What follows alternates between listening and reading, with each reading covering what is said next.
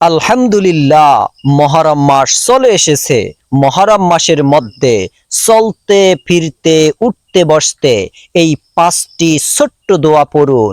আল্লাহ রব্বুল আলামিন বৃষ্টির মতো রিজিক আপনাদের ঘরের মধ্যে দিয়ে দিবে। আপনাদের পরিবার সংসার থেকে অভাব অনটনগুলো আল্লাহ দূর করে দিবে এবং আপনাদের জীবনের সমস্ত গুনাহগুলোকে ক্ষমা করে দিবে এবং হাসতে হাসতে জান্নাতের মধ্যে যেতে পারবেন। তাহলে প্রিয় দিনী ভাই এবং বোনেরা, অবশ্যই এই মহরম মাস কিন্তু দামি। এই মাসের মধ্যে অবশ্যই আপনারা এই দোয়াগুলো পড়বেন, কপাল খুলে যাবে। এই দোয়াটি শ্রেষ্ঠ দোয়া। বিশ্বনবী মুহাম্মদুর রাসূলুল্লাহ সাল্লাল্লাহু আলাইহি ওয়াসাল্লাম এই দোয়াগুলো পাঠ করতেন, আমাদেরকেও পাঠ করার জন্য বলেছেন। মহরম মাসের মধ্যে দোয়াগুলো পাঠ করতে হয়। প্রিয় দিনী ভাই এবং বোনেরা, মহরম মাস শ্রেষ্ঠ একটি মাস এবং ফজিলতপূর্ণ মাস। বিশ্বনবী মুহাম্মদুর রাসূলুল্লাহ সাল্লাল্লাহু আলাইহি ওয়াসাল্লাম বলেছেন, মহরম মাস হচ্ছে আল্লাহ রব্বুল আলামিনের মাস। মহরম মাস আল্লাহর মাস। পবিত্র কোরআনুল কারীমের মধ্যে মহরম মাস সম্পর্কে বলেছেন, আল্লাহ বলেছেন, আল্লাহর কাছে পৃথিবীর শুরু লগ্ন থেকেই মাস 12টি গণনার দিক দিয়ে আল্লাহ বলেছেন, এই 12টি মাসের মধ্যে 4 মাসকে বেশি সম্মানিত করেছেন, 12টা মাসকেই হারাম করেছেন। নিষিদ্ধ মারামারি, হানাহানি, কাটাকাটি। এর মধ্যে 4টি মাসের মধ্যে সম্মানিত এবং 4 মাসের মধ্যে আবার সর্বশ্রেষ্ঠ 1 নম্বর মাস হচ্ছে মহরম মাস। আরবি বছরের প্রথম মাস মহরম মাস। দোয়া কবুলের মাস, রিজিক পাওয়ার মাস, গুনাহ মাপের মাস। প্রিয় দিনী ভাই এবং বোনেরা, মহরম মাসের মধ্যে আপনি আল্লাহর কাছে যা চাইবেন তাই পাবেন। এই মাসের মধ্যে কিন্তু আল্লাহ রব্বুল আলামিন হযরত আদম আলাইহিস সালামকে জান্নাতের মধ্যে দিয়েছিলেন, জান্নাত থেকে আবার বেরও করে দিয়েছিলেন। মহরম মাসের 10 তারিখ আশুরার দিন অনেক বছর পর্যন্ত হযরত আদম আলাইহিস সালাম আল্লাহর কাছে ক্ষমা চেয়েছিলেন। আল্লাহ রব্বুল আলামিন যেই দিন ক্ষমা করেছিলেন সেই দিনটির নাম ছিল মহরম মাস। মহরম মাসের 10 তারিখ সকলেই বলি সুবহানাল্লাহ। গুরুত্বপূর্ণ দোয়া করবেন আর বৃষ্টির মতো আপনাদের পরিবার সংসার থেকে অভাব অনটন দূর হবে। উযু ছাড়াও দোয়াগুলো পড়তে পারবেন। মহরম মাসের মধ্যে আরো ঘটনা ঘটেছে, সংক্ষিপ্তভাবে বলি। হযরত নূহ আলাইহিস সালাম আল্লাহ রাব্বুল আলামিনের কাছে দোয়া করেছিলেন, আল্লাহ, আমার জাতিরা আমাকে মানে না, আমাকে নবী হিসাবে মানে না, আমাকে কষ্ট দেয়, তাদেরকে ধ্বংস করে দাও। যদি তাদের নসিবের মধ্যে ঈমান না থাকে, হেদায়েত না থাকে, আল্লাহ তাআলা মহাপ্লাবন দিয়েছিলেন, ধ্বংস করে দিয়েছিলেন। নূহ আলাইহিস সালাম এবং তিনার উত্তরসূরিরা ঈমানদারেরা নৌকার মধ্যে উঠেছিলেন। 40 দিন পর্যন্ত সেই মহাপ্লাবন, সেই ঝড় তুফান এবং সেই বন্যার মধ্যে নৌকা ভাসছিল। যেই দিন ভাসতে ভাসতে জ্যোতি নামক পাহাড়ের মধ্যে সবাই গিয়ে আশ্রয় নিচ্ছিলেন, সবাই আল্লাহর শুকরিয়া আদায় করেছিলেন। যেই দিন, সেই দিনটি ছিল মহরম মাসের 10 তারিখ আশুরার দিন। সকলেই বলি সুবহানাল্লাহ। এই দিন অনেক ঘটনা ঘটেছে। ইব্রাহিম আলাইহিস সালামকেও ফেলে দিয়েছিলেন আগুনের কুণ্ডুলির মধ্যে নমরুদ বাহিনী। এই মহরম মাসের 10 তারিখে কিন্তু 40 দিন আগুনের মধ্যে থাকার পর ইব্রাহিমকে আল্লাহ তাআলা মহরম মাসের 10 তারিখে আগুন থেকে বের করেছিলেন। আল্লাহ তাআলা ইব্রাহিম আলাইহিস সালামকেও এই 10 তারিখ আগুন থেকে হেফাজত করেছেন এবং হযরত আইয়ুব আলাইহিস সালামকে আল্লাহ অনেক অসুস্থ দিয়েছিলেন, শরীরের মধ্যে পোকায় ধরেছিল। আল্লাহর পরীক্ষা, আল্লাহ তাআলা যেই দিন সুস্থ সুস্থ করেছিলেন, মুহররম মাসের 10 তারিখে সুস্থ করেছিলেন। হযরত ইউনূস আলাইহিস সালাম মাছের পেটের মধ্যে চলে গিয়েছিলেন মুহররম মাসের 10 তারিখে। আল্লাহ মাছের পেট থেকে ইউনূস আলাইহিস সালামকে বের করেছিল এবং হযরত ইউসুফ আলাইহিস সালাম বাবার সঙ্গে হযরত ইয়াকুব আলাইহিস সালামের সঙ্গে পিতা পুত্র একসঙ্গে সাক্ষাৎ হয়েছিলেন অনেক বছর পরে এই মুহররমের 10 তারিখ আশুরার দিন। এবং মূসা আলাইহিস সালাম ফেরাউন থেকে মুক্তি পেয়েছিলেন মুহররম মাসের 10 তারিখ আশুরার দিন।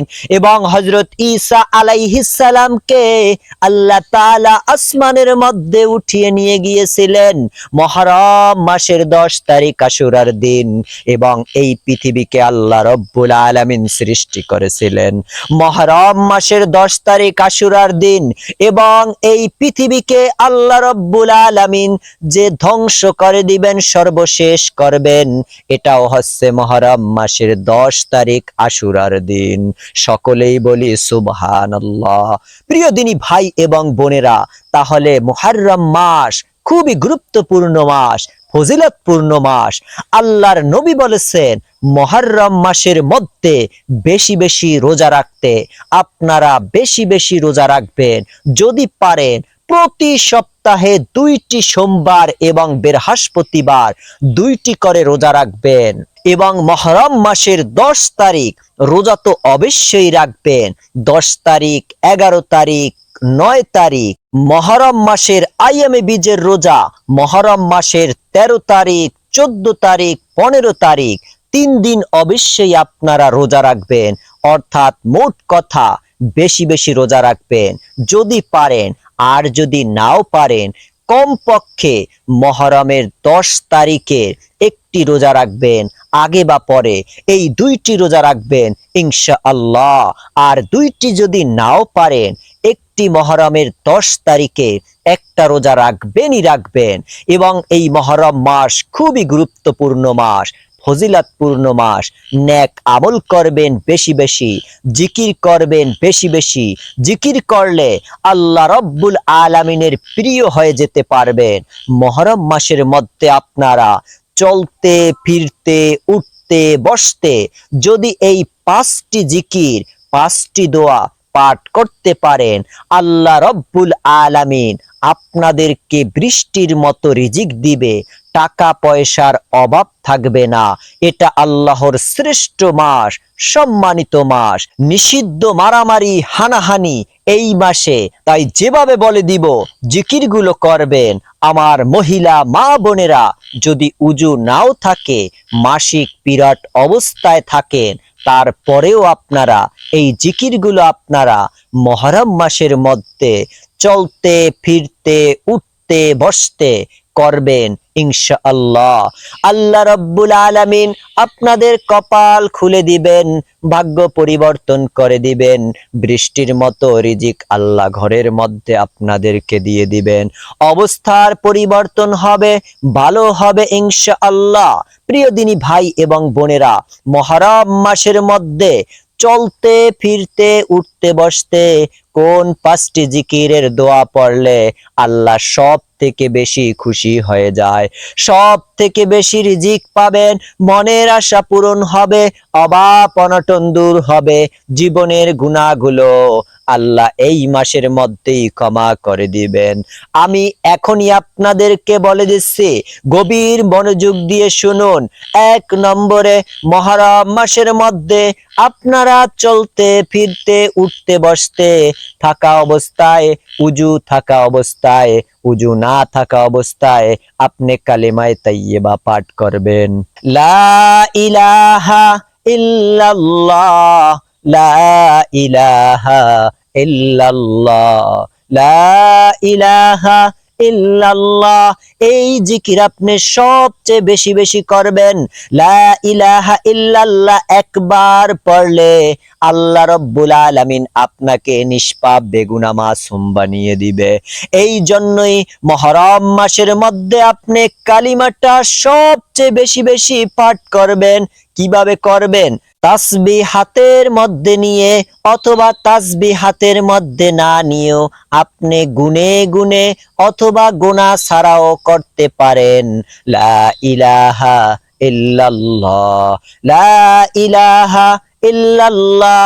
ভাইরা, যখন কাজ করবেন, হাতে কাজ করবেন, জবানে জিকির করবেন, পায়ে কাজ করবেন, জবানে জিকির করবেন, মহিলা মা বোনেরা জিকির করবেন, লা ইলাহা ইল্লাল্লাহ, লা ইলাহা ইল্লাল্লাহ, লা ইলাহা ইল্লাল্লাহ, লা ইলাহা ইল্লাল্লাহ, লা ইলাহা ইল্লাল্লাহর জিকির করবেন। 100 বার যখন হয়ে যাবে অথবা মাঝে মধ্যে অনেকবার যখন পাঠ করে ফেলবেন, পুরা কালেমা পাঠ করবেন, লা ইলাহা ইল্লাল্লাহু মুহাম্মাদুর রাসূলুল্লাহ, লা ইলাহা ইল্লাল্লাহ, লা ইলাহা ইল্লাল্লাহ। এইভাবে আপনারা জিকিরটা করবেন ইনশাআল্লাহ। 1 নম্বর জিকির। তাহলে বেশি বেশি করে কালিমায়ে তাইয়্যিবা পাঠ করবেন, উঠতে বসতে চলতে ফিরতে। মহিলা মা বোনেরা, আপনারা শুয়ে শুয়ে বসে বসে দাঁড়িয়ে দাঁড়িয়ে কাজ করতে করতেও আপনারা এই জিকির গুলো করতে পারবেন। তাহলে 1 নম্বরে কালিমায়ে তাইয়্যিবা, 2 নম্বরে দুরূদ শরীফ পাঠ করবেন। একবার দুরূদ শরীফ পাঠ করলে আপনার কপাল খুলে যাবে, রহমত আসবে, মনের আশা পূরণ হবে।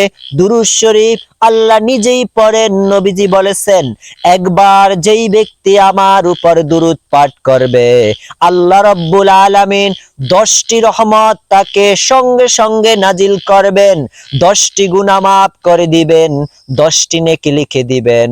এবং নবীজির রওজার কাছে ফেরেশতারা নিয়োজিত আছে। ফেরেশতারা তার নাম, তার বাবার নাম, যে দুরূদ পাঠ করেছে তাদের গ্রামের নাম পর্যন্ত নবীজির নিকট ফেরেশতা পৌঁছে দেয়। সকলেই বলি সুবহানাল্লাহ। দুরূদ শরীফ পড়বেন, যে কোনো দুরূদ শরীফ পড়তে পারেন। কাজের ফাঁকে ফাঁকে আপনি বেশি বেশি দুরূদ শরীফ পড়বেন। ছোট্ট দুরূদ শরীফ পড়তে পারেন, সাল্লাল্লাহু আলাইহি ওয়াসাল্লাম, সাল্লাল্লাহু আলাইহি ওয়াসাল্লাম, সাল্লাল্লাহু আলাইহি ওয়াসাল্লাম, সাল্লাল্লাহু আলাইহি ওয়াসাল্লাম, সাল্লাল্লাহু আলাইহি ওয়াসাল্লাম। এই দুরূদ শরীফটা পড়তে পারেন, অথবা যেই দুরূদ শরীফ আপনি পারেন সেটাই পড়তে পারেন। তবে ছোট্ট দুরূদ শরীফ, সাল্লাল্লাহু আলাইহি ওয়াসাল্লাম, সাল্লাল্লাহু আলাইহি ওয়াসাল্লাম। অথবা নামাজের ভিতরে আপনি যেই দুরূদ পাঠ করেন, দুরুদে ইব্রাহিম, আপনি এই দুরূদটিও পাঠ করতে পারেন। আল্লাহুম্মা সাল্লি আলা মুহাম্মাদিন ওয়া আলা আলি মুহাম্মাদ কামা সাল্লাইতা আলা ইব্রাহিমা ওয়া আলা আলি ইব্রাহিম ইন্নাকা হামিদুম মাজিদ। আল্লাহুম্মা বারিক আলা মুহাম্মাদিন ওয়া আলা আলি মুহাম্মাদ কামা বারাকতা আলা ইব্রাহিম ওয়া আলা আলি ইব্রাহিম ইন্নাকা হামিদুম মাজিদ। আপনি এই দুরূদটিও পড়তে পারেন 100 বার। 3 নম্বরে, জীবনের সমস্ত গুনাহগুলোকে ক্ষমা হয়ে যাবে এই ছোট্ট দোয়া পাঠ করলে। আস্তাগফিরুল্লাহ এই পর্যন্ত পড়বেন।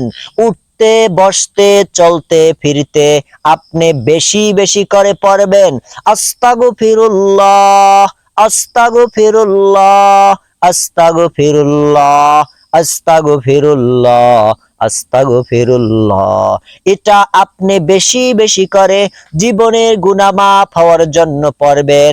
এটা পাঠ করার পূর্বে আল্লাহকে বলবেন, আল্লাহ জীবনে অনেক গুনাহ করেছি, অন্যায় করেছি, আল্লাহ আর গুনাহ করব না, আর অন্যায় করব না। আল্লাহ তুমি ক্ষমা করে দাও, আল্লাহ তুমি মাফ করো।